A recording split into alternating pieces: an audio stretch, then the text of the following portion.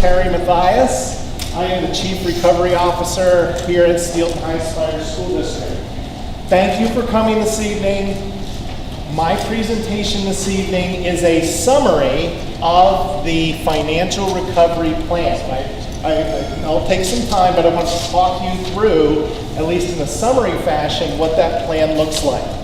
The plan is available on the district's website. There's the website. When you go on there, you scroll down to the bottom, and you will see it on the left-hand side at the bottom of the screen. It is about a 97-page document, so it is probably easier to see online than to try to type it, but it's certainly or print it, but it's certainly your call. Again, my name is Terry Mathias, and I've been appointed by the Secretary of Education to provide technical support to Steelton-Highspire School District. And I'll explain this process of financial recovery. Introduction. Steelton-Highspire has faced financial and operational challenges for several years. This is not a new thing. This goes back 10 plus years. But what happens is, because they are short on funds, it impacts the ability to operate the school the way your kids probably deserve. By the way, I'm not going to read every slide to you. Okay, I will not do that. The school district was in watch, what's called the watch status, in 2013. So, like I said, it's been a while that this has been building.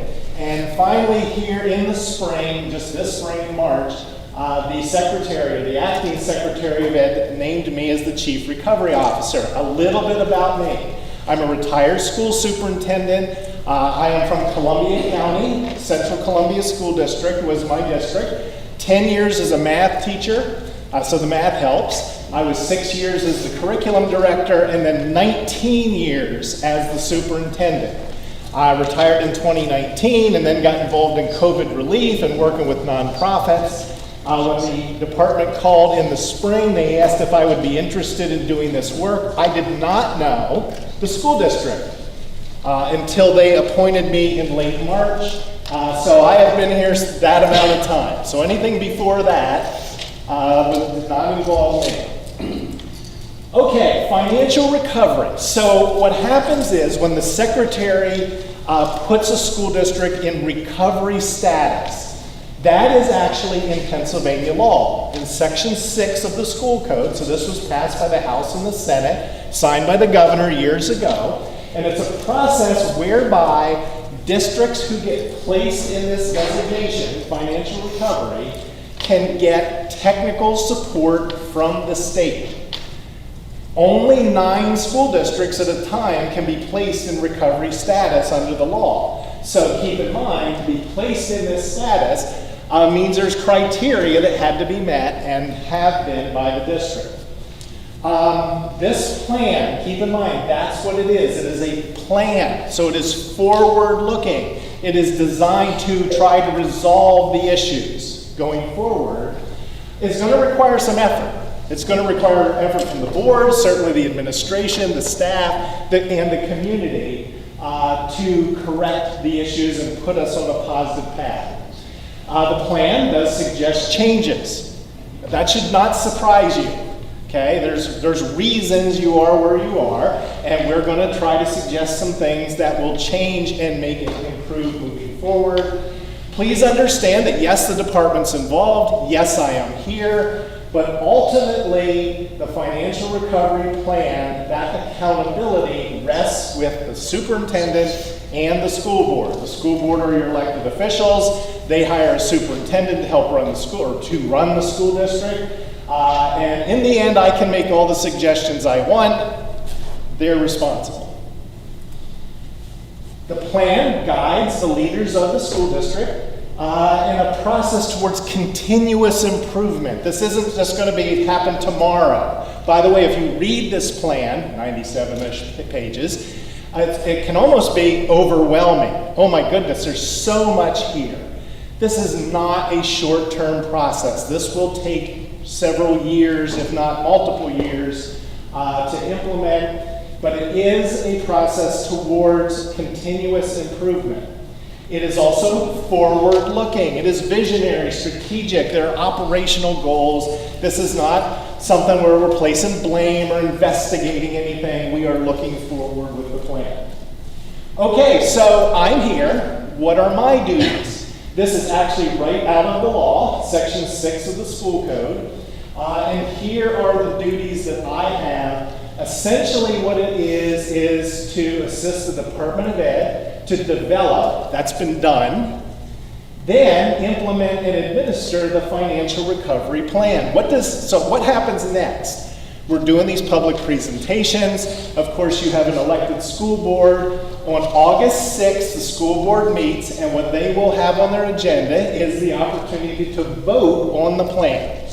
They either vote yes, in which case we then implement and administer the plan. If they vote no, then the state walks away, but all the support also walks away. And of course, the school board already knows from their solicitor what some of the things that could happen next. Obviously, we're looking to move forward.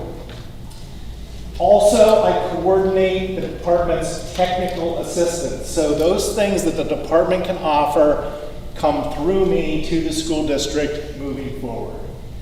Again, like I told you, I'm not going to read everything to you. There is an advisory committee. We will meet once a month. There's several members of the advisory committee here, and a slide later, I'll have those names. Okay, so how did we get here?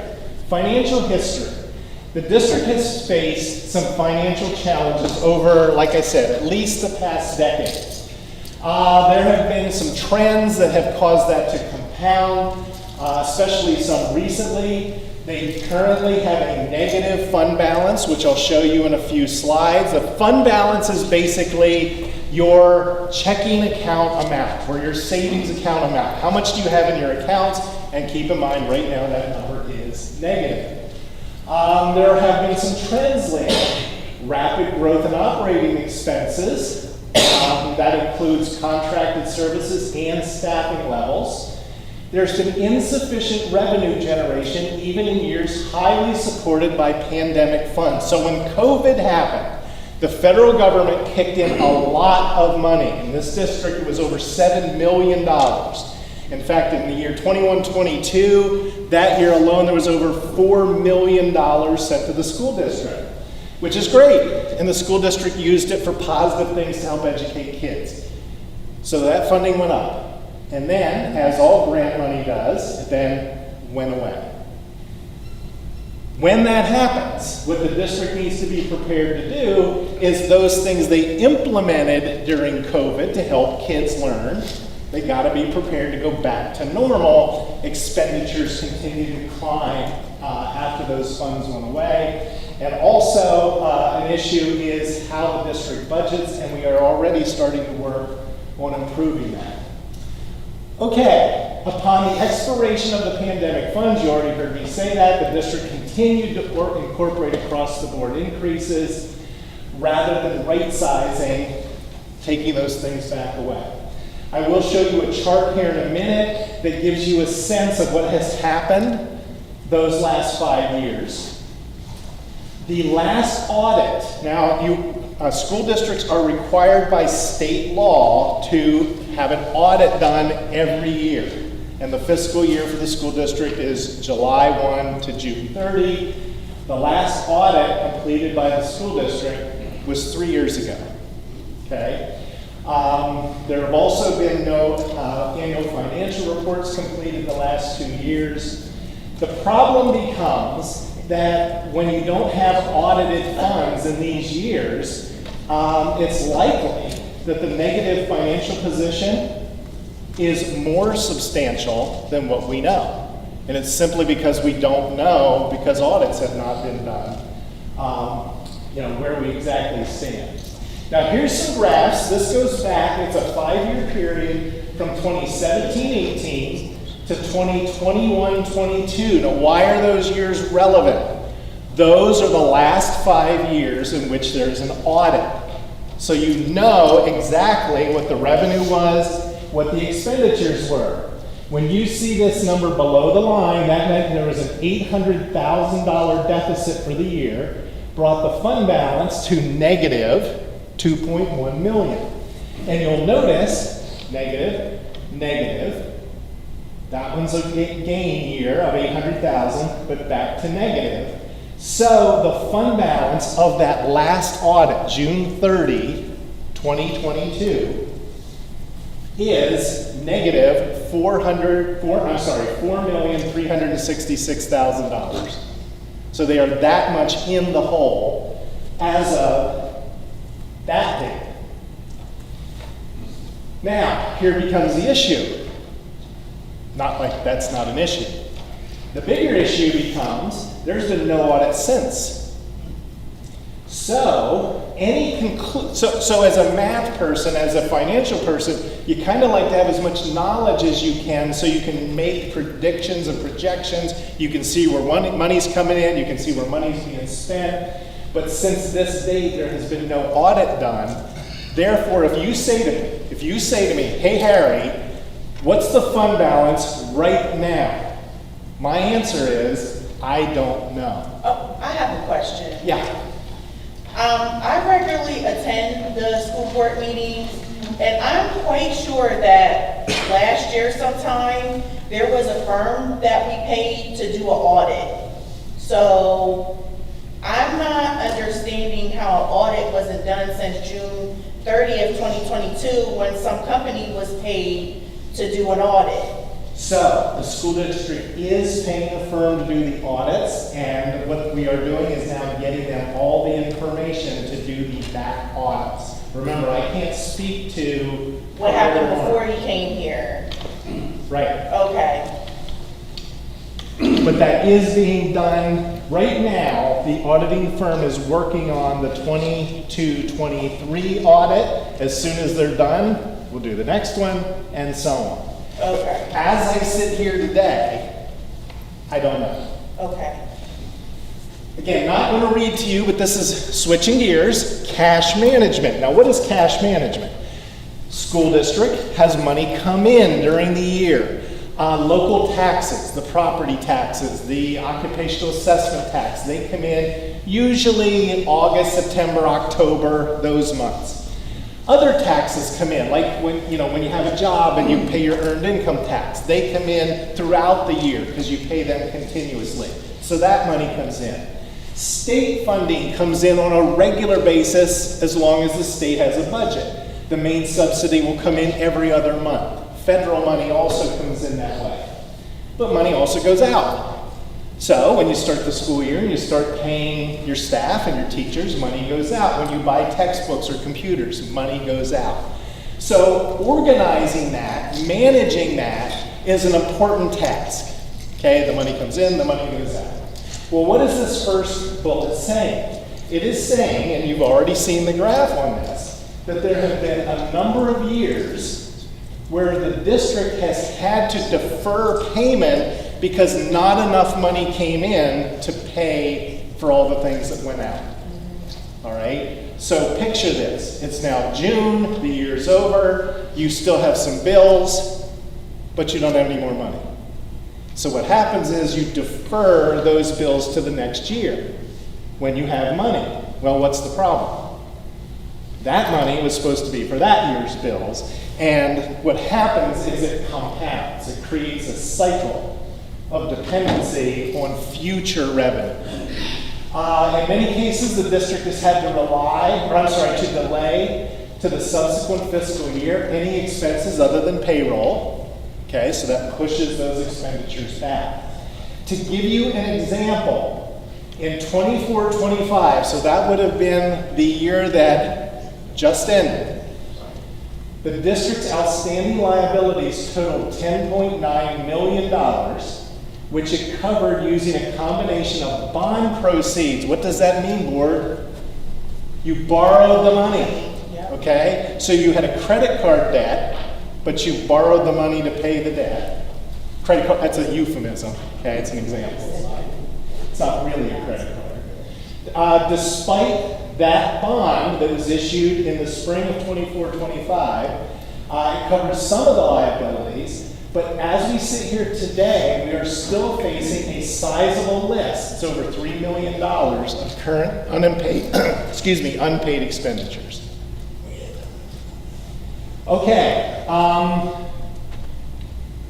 The described financial and cash management challenges have been impacted by limited administrative and reporting capacity as well as data availability issues. The department has been trying to get information, trying to get reports so they can get a handle on this, mostly to advise the district.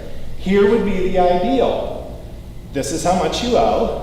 Let's borrow that amount, get that taken care of, and then balance the budget moving forward. That's what the department we are trying to do, but we just need to make sure we get the information that we need. Let's see.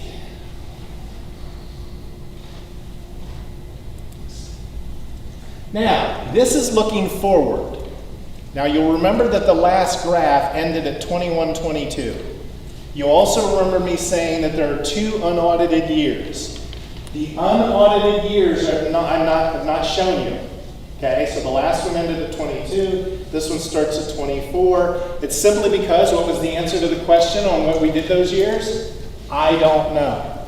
So I can't show you a graph on something I don't know. So what we basically did is start it over.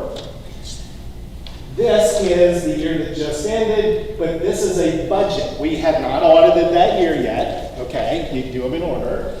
So what we're basically doing is saying, well, let's assume the budget is close. Well, the budget called for a $4.2 million deficit, okay? So assume, remember your deficit before. 2 years that aren't there, now another 4.2. We are projecting and we're hoping to do this, but you already heard me say we've tried to put some budget things in place to try to turn the curve a little. This was an original projection back in the spring. Right now, the budget the board passed, the deficit is less than that. In fact, it's a little less than $2 million. So we're trying to curve it back towards the positive. I have a question. Yes? Who's responsible for getting the audits submitted and how far back do you go? So that responsibility, of course, it's in the state law that they get done.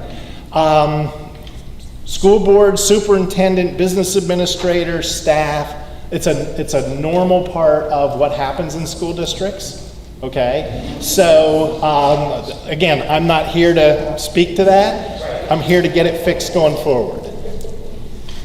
How far do you need to go back and do the audit? The last one that was completed was June 30, 2022. So 22, 23, 23, 24, and then when those are done, 24, 25. Okay? Hey, let it be understood that the school board has nothing to do with the audit. We ordered, we ordered the audit, we ordered the past audits. We were catching up from years prior, and we're at the point now where we're now finally at the point we can do 22, 23. Correct. And then move on. Correct. But it is we approve the audits, the administration actually does That's the the audit. audit. But you approved the audits in 2024 for 2022, 2023. So why weren't they done at the time that they were supposed to? And that's the answer that we're. Very good question. Very good question. So We've asked the same that's- question. That's People need to be something held that somebody has to accountable. be held accountable for that. Yeah. And why didn't the state catch that no audits was done? So remember the state had the district in warning and then put them in recovery. And remember I said earlier, there are criteria. It took 12 years though. So, but to your question about the audits, that's criteria the state looks at to make that decision. Okay. So somebody will be held accountable for that, or they're just going to start nothing? So again, my job is to make a plan to look forward. The Say? school board's job is to go through this. Yes. Okay. These are projections moving forward if nothing changes. Okay? And of course, our plan, if we implement our plan, our hope is to change the curves. But you saw earlier, like the second slide, I used the word unsustainable. Okay, so picture in 2030 having that type of deficit. That's clearly unsustainable. Okay, now shifting to those are some facts. Shifting to the future. So what are our guiding principles? What are we saying we really have to focus on and do? So the efficient and effective data management and accurate and timely data are crucial. We need to have the data in a timely fashion, or we can't make quality decisions. That's basic. And by the way, that's not just financial data, that's also academic data on kids. Standard procedures to ensure consistency and completion of responsibilities.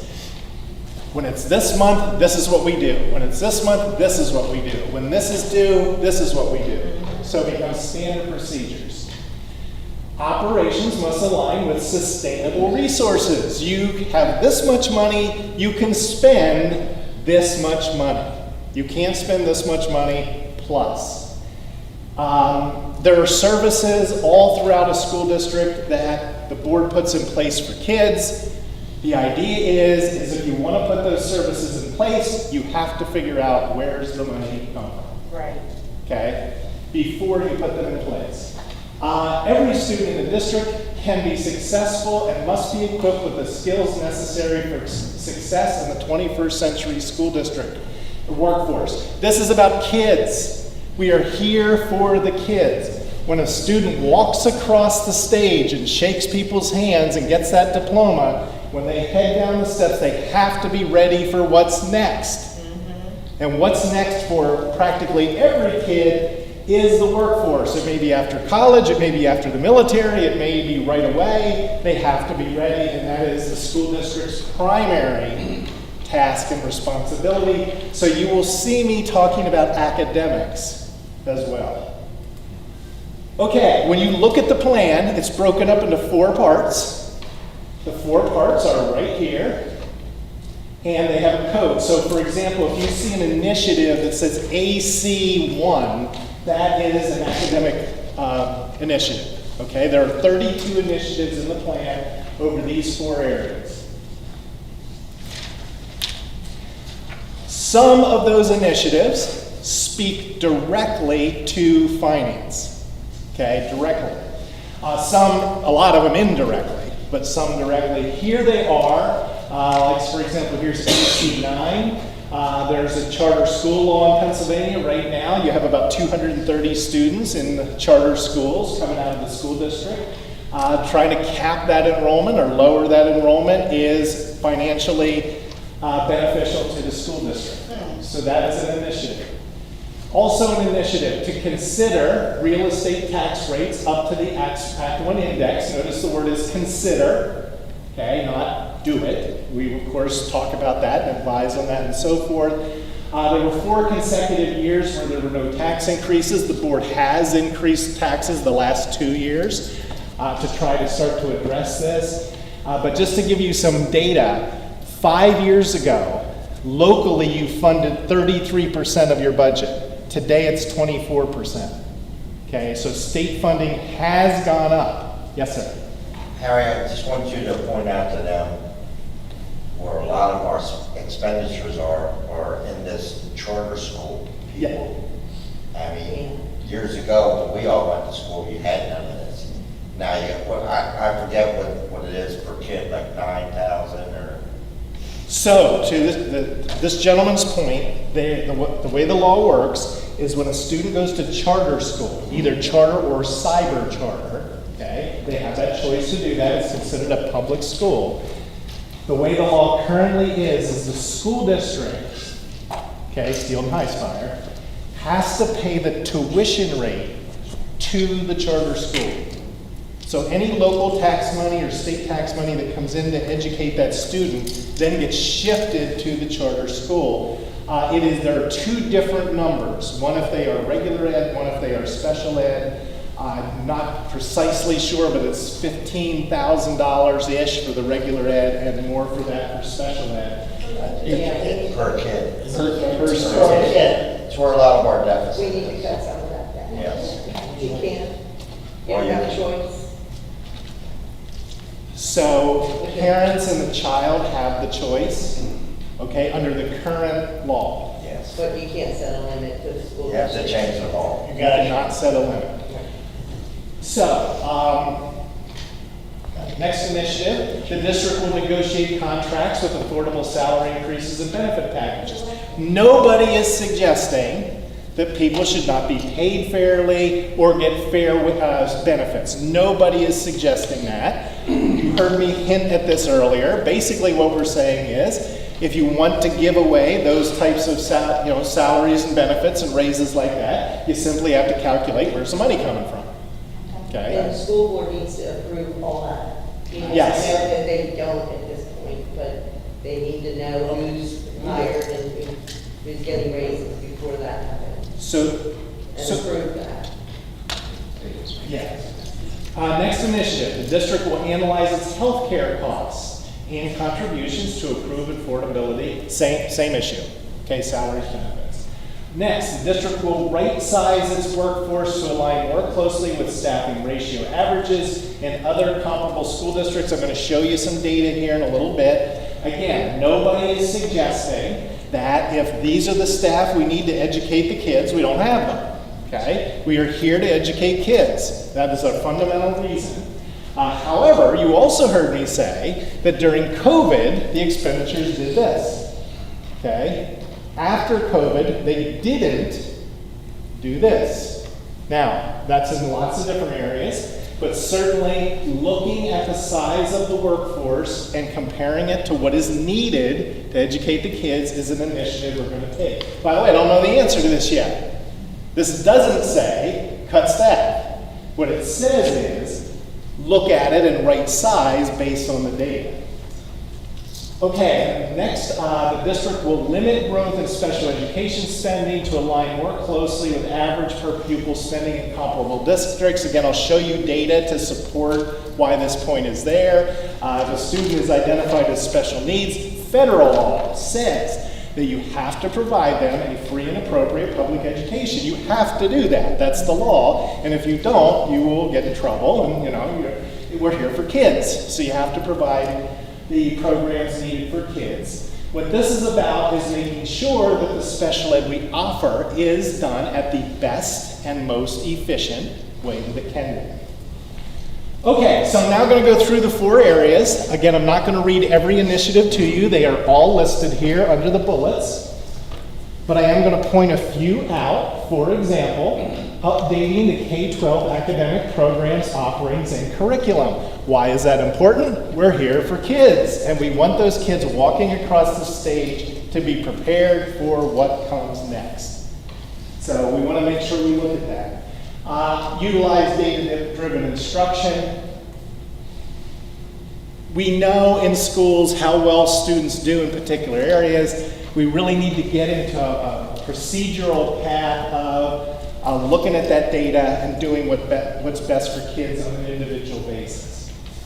Let's see. There's professional development. Improve student attendance. Again, I will show you some data. But attendance is a prerequisite to learning. You can't learn if you're not here. Just like you can't learn if you're not paying attention. Okay? They are prerequisites to learning. We also want to improve our graduation rates. Again, that high school diploma, if it's based on strong academics, means something to employers. If you're an employer in this community and a kid walks in with a Steelton-Highspire diploma, you need to be confident that means something. That kid's knowledgeable, that kid is ready to help me. I'm willing to invest in that child. To that end, develop a plan to ensure that students at all levels meet the statewide career ed and work standards. One of the standard areas in Pennsylvania is career ed and work. It is designed to prepare students to be responsible employees, responsible in the workforce, well prepared. That's something we want to set as a goal. You already heard me talk about special education. We absolutely want to improve parent and community engagement. I'm from northern central Pennsylvania. One thing I have found walking into this school is the people who live here, go here, work here, graduate from here are proud of this place. They love it. When you say you're from Steelton-Highspire, people thump themselves in the chest. That is a wonderful trait. Wonderful. And that type of spirit lives in this community. The more of it that's involved in the school, the better. Develop a plan to re-engage and re-enroll district students currently attending charter schools. As we said, that was a choice. So, make Steelton-Highspire the better choice. Hey, I need to go there. And establish a system to review and verify student residency. Now, what is that about? What it's about is that in this area, you're very close to other school districts, okay? And also students, many students are transient. They may live one way and then they come to another district and so forth. If we're going to be paying a cider charter school bill, they need to live here for us to pay it. If they live in Central Dauphin, you as a taxpayer do not want to be paying that bill. We need to know where they live. If they're a special needs student and we have a special program for them, we want to make sure that they're our student before we invest in that type of program, not a Middletown or Harrisburg student. So those are some of those initiatives. By the way, here's some data. I promised you some data.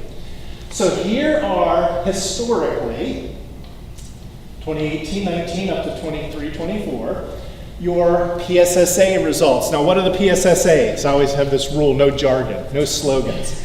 PSSAs are the state exams, okay? It stands for Pennsylvania System of School Assessment. That's what it stands for. These are the tests. They are in, ELA, by the way, is English Language Arts, so it's English, math, and science. These are assessments that are given to students in grades 3 through 8 based on the state academic standards. They basically determine, are you passing or not? They don't call it that. They call it proficient or not proficient. And those standards. Here is your historical data. So this here is the Steelton-Highspire scores. This is the percent proficient. This is the statewide average. And this is, the fact that it's red is below the statewide average. So if you look at that data, a quick summary would be, we're below the state average. So, and let me put it this way. Your student walks across the stage, shakes the hand, gets her diploma, goes down the steps on the other side, tomorrow is interviewing for a job. And they're interviewing for a job, and another person interviewing is from another school. Is your student competitive? No. So, that's why we're talking about academics as well. Okay, next. These are the Keystone exam results. Keystone exams are the state tests for high school level, remember I said earlier, grades 3 through 8? High school level courses, Algebra 1, Biology, Literature. Essentially what these tests are a final exam in those 3 courses. Again, this is your historic percent proficient compared to the state average, and this is your delta off of the state average. Next, the state has career readiness standards, okay? Career readiness. You've heard me talk about, they walk across the stage, they get their diploma, they go interview, okay? Career readiness are broken into 2 things, what are called the career standards and the industry-based standards. Here's Steelton-Highspire, percent proficient, here's the statewide average, and the number here is the delta, or the difference.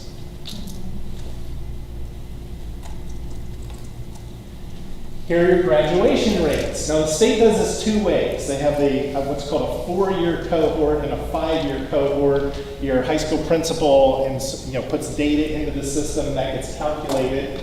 Again, historical. Here are your graduation rates versus the statewide average. Here is your difference.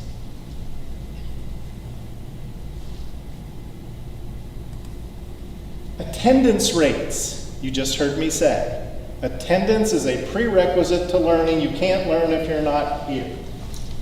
Here is the elementary school. Again, historical percent attendance. High school, historical percent attendance. By the way, please remember these right in here are COVID years, right there. And here is the statewide average. Now, just to prove COVID was actually a thing, you'll notice, we all know it was a thing, you'll notice that attendance goes down dramatically statewide in addition to here at Steelton-Highspire. Okay, so academically we have some goals. We absolutely want to focus on strengthening the academic achievement across grade levels. You can read the goal here, but we're looking to improve those scores in all areas. And teachers and principals have already heard me talking about this. Dr. Slade has heard me talking about this. Oh, I'm sorry, Mr. Slade. Okay, we want to improve the graduation rate. Why do we want to improve the graduation rate? I want that kid who goes and interviews for that job to have the necessary criteria to be well prepared. So we want to improve that. We want to improve student achievement on the career and work standards. We are very much focused on preparing your students for what comes next. And that's why we keep referring back to some of these measures. And we want to promote consistent student attendance and engagement. The second word matters. If you're a teacher, you know that matters a lot. Just because a student's sitting there doesn't necessarily happen in terms of learning unless they're engaged. So there are techniques that teachers can learn to improve engagement. Okay, shifting gears. That was academics. Next area, area 2. Administrative policies, procedures, and processes. These are the 5 initiatives in this area. The board has already heard me talk to them about things like policies. So they will have in front of them, be coming to them will be policies that direct the school district. There will be processes for all parts of the staff, including the school board. They've already heard me say, hey, there are some questions you should ask. There are some data you should know. And part of my job is to coach them up, and the staff, and the principals, and all of that, to get those things done. We certainly, and this is not going to surprise you, submit required reports to state and federal in a timely manner. Okay? Not going to surprise you when we say that. Provide training where necessary. Improve transparency across the district. This is a public meeting. I don't care who comes. I don't care what questions you ask. It's open, okay? Because that type of openness improves public institutions. And align the organizational structure and job descriptions to support efficient operations and effective decision making. So the people you employ need to know what they're doing, and it's pointed towards things that need to get done. Sounds good. Thank you. Okay, by the way, this is a financial recovery plan. So it will not surprise you that there is a section on financial management. Sooner rather than later, we have to do this. Adopt a balanced budget. We cannot keep digging the hole. Okay, that's got to stop so we can start heading in the other direction. To get there, one of the options the board has is, of course, raising their taxes. Again, we will do that mindfully and with data. It won't just be blind. We won't just say do it. It'll be based on the data and what's best for the district. Rebuild and maintain a positive fund balance. You're nowhere close to that now, but boy, wouldn't it be nice to have a pile of money so when the storm comes and the wind blows the roof off the building, knock on wood, I was kidding, okay, we have money, we can fix it. We can repair the air conditioning, okay, those types of things. That's why these types of institutions need a fund balance so they can handle those things without dipping into more taxes. Negotiate contracts, you've already heard me talk about that. Analyze healthcare costs, you heard me talk about that. Evaluate staffing levels, you heard me talking about that. Again, I will reiterate, I don't know where this will go until I see the data. Till we see the data, there may be places that are overstaffed. If they're overstaffed, that's taxpayer money being spent on something that it shouldn't be. We will make those recommendations.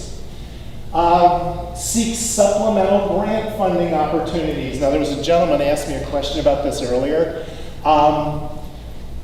Supplemental is the key word there, because fundamentally, you can't fund the things that are necessary to fund with grant money. You have to fund it with regular funds. Because when those grant funds go away, it can't suddenly be, oh, sorry, we can't teach math anymore because we don't have any grant funds. The school board always has to fund those essential things.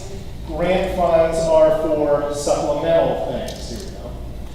The district can request a transition loan from PDE to support one-time operational interventions. Before that happens, we have to get the ship headed in the right direction, meaning there has to be a balanced budget and the procedures have to be in place so that that's not taking taxpayer money and throwing it away.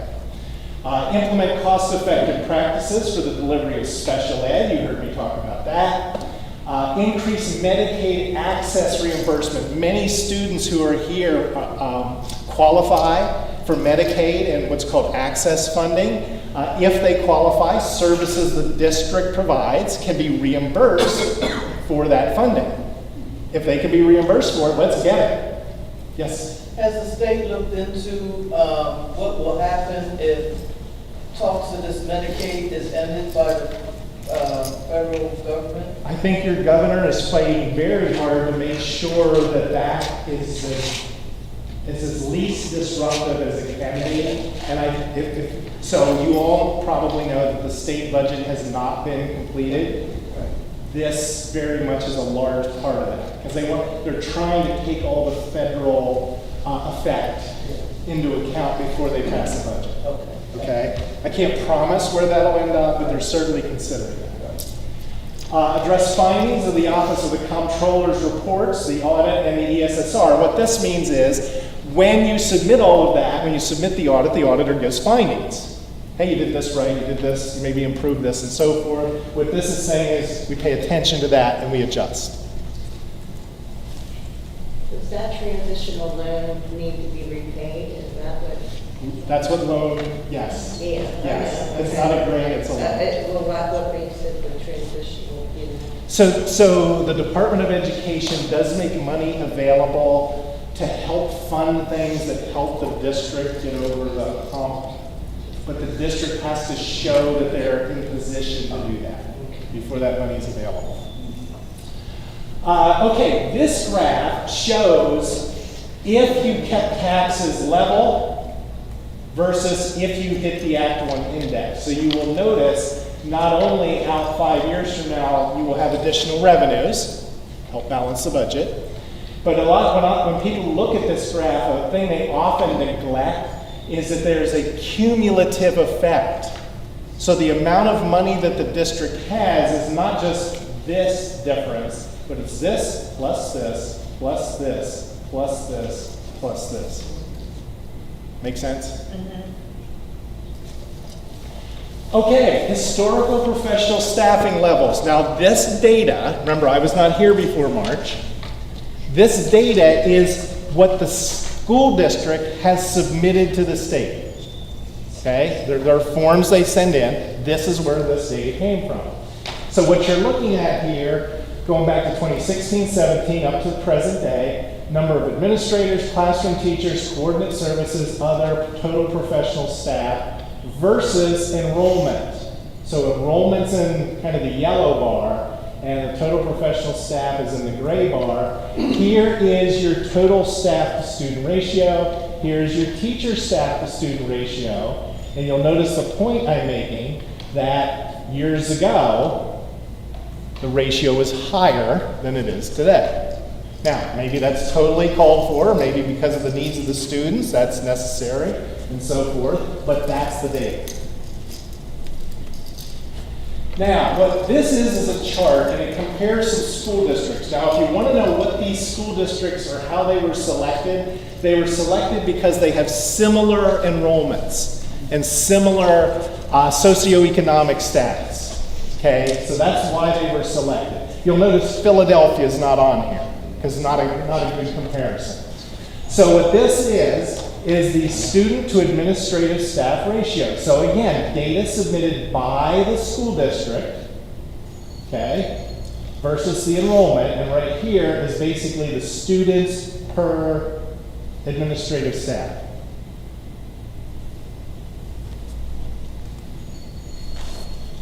Same type of thing.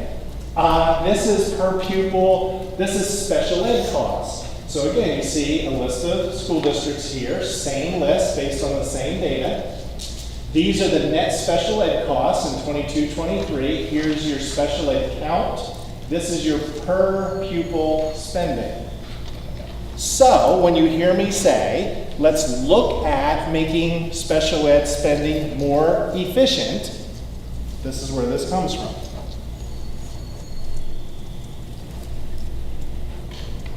Next area, operations.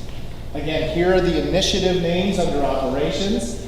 We want to develop a capital improvement plan. That means keeping your buildings up. By the way, the elementary school is a beautiful building, well kept.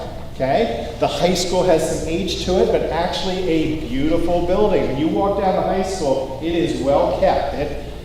It's impressive how well a building built in 1960-ish.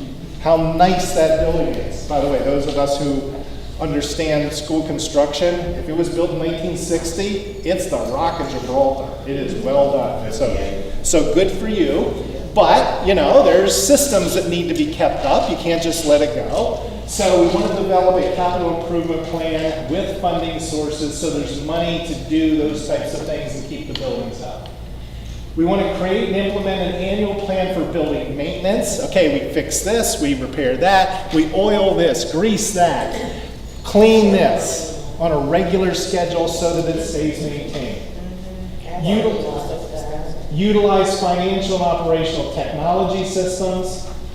Improve student transportation efficiency. Not that big of a deal in this district because so many students walk. You do see a lot of this with special needs students, but we certainly want to look at that. Implement a rigorous competitive bidding process for all major purchases. When there's a service that's needed or a thing that's needed, we need new furniture, we want to put it out for bid to get both quality stuff, but also the best price. And evaluate for shared services. If there's a service that maybe Steelton-Highspire does it, we just don't have the need, but if we would cooperate with Middletown or cooperate with Harrisburg, then we could do something. That's what that's referring to, shared services.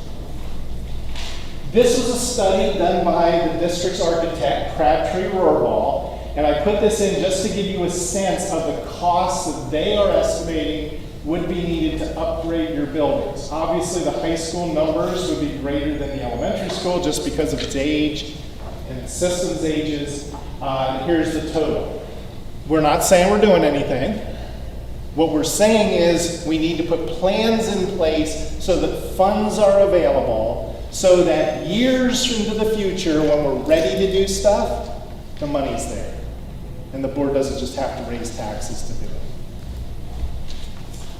The business office, there's a number of things we need to focus on there simply because this is a financial recovery plan. We, of course, need to make sure the audits are done, we are in compliance and transparent and all of that. We need to optimize the business office staffing, and what that gets at is making sure those people who have certain skills are doing those things and it's being done in an efficient manner. This goes back to the whole job description comment. Develop standard operating procedures. You already heard me talk about that, and we have to make things standard. This is when we do this is when we do that, and so on. Establish, and this is the same thing really, establish a comprehensive annual compliance calendar. That's both internal and board level. And improve charter school financial management. We've talked about charter schools a little bit, doing the best we can there. Capital planning and facilities management, again, develop a capital improvement plan with the funding sources and create and implement an annual plan for building maintenance. You've heard us talk about that. Revenues, consider raising taxes. That, of course, is the one tool the board has in its tool belt. Seek supplemental grant funding, increase medical access, and document and implement policies, procedures, and so forth across departments. Okay. So we do all of this, we do this work. At some point, the school district is going to want to exit. Meaning that the Department of Ed comes in and says, you know what, congratulations, you've succeeded. You've got yourself out of this. And there's a fair question, how does that happen? What needs to happen? So here you go. This is actually in the school code. The Financial Recovery School does not request an advance of its basic educational subsidy. What does that mean? These are state funds. It's the main subsidy that comes from the state. It comes every other month. Okay? The school district can, and in fact does, request an advance on that so their cash management can be handled. In order to exit, you can no longer request an advance. All teacher employee salaries are paid when due. You can't say, okay, we're good, but we're not going to pay you. Okay? If that happens, you're not good. Okay? The Financial Recovery School District is not in default of any bonds, notes, lease, rentals, and so forth. By the way, they are not. Okay? They have not defaulted on any of that. The Financial Recovery School District does not satisfy the criteria stated in the regulations. That's a deeper dive. You have to look up those regulations. The financial school district is making progress towards financial stability. In other words, you're balancing your budget, you're building a fund balance, you're paying down your debt, those types of measures, all the things that you would be familiar with. The district has achieved financial stability by maintaining a positive fund balance for at least 5% of their annual revenues for 3 successive years. So there's a measurement. And concluded 2 successive years with positive annual financial results, meaning revenues are higher than expenditures. The district is able to show a 5-year projection provided by the CRI. By the way, that's my title, Chief Recovery Officer. And the board that forecasts annual balanced budgets for the 5 fiscal years after exiting financial recovery status. There will come a point where we'll have a board meeting where I'll show the board a fairly complex, long-term financial planning device. In fact, if you look in the plan, on appendix, I think it's E, there's a very complex, lots of very small numbers, spreadsheet, which looks into the future. That's what we're referring to here. And finally, the district meets or demonstrates substantial progress in academic performance, graduation rate, and career readiness goals. We can't just save money. Oh, we just saved all the money. But the kids aren't doing well. So there has to be, as part of the exit criteria, a focus on academics. So there it is. There's where you find the plan. And we are required under the law to have a financial advisory committee. This is not random, by the way. You're required to have 2 school board members. So we have Mr. Warner and Mr. Johnson. Okay, thank you for volunteering. You're required to have a principal. So Ms. Armistead. You're required to have someone from the IU. That's Dr. Saya. Dr. Isrick, of course, is on the committee as the superintendent. You are required to have someone who's from a charter school. This gentleman serves on the, I'm going to forget the name, Harrisburg School of the Arts. I probably have that wrong. Cancel. Thank you. Yes, that is correct. You're required to have a superintendent from the local IU. Dr. Henry's the superintendent at Harrisburg. 2 community members. We have Ms. Taylor here. Thank you. A teacher, Mr. Rhodes, and me. I'm done. So, are you going to stay on board for this whole process if it's voted in? So, I am contracted to do so. Okay. Okay, the answer is yes, unless my wife or doctor tells me no. Okay. Is that a fair answer? Yeah. Okay,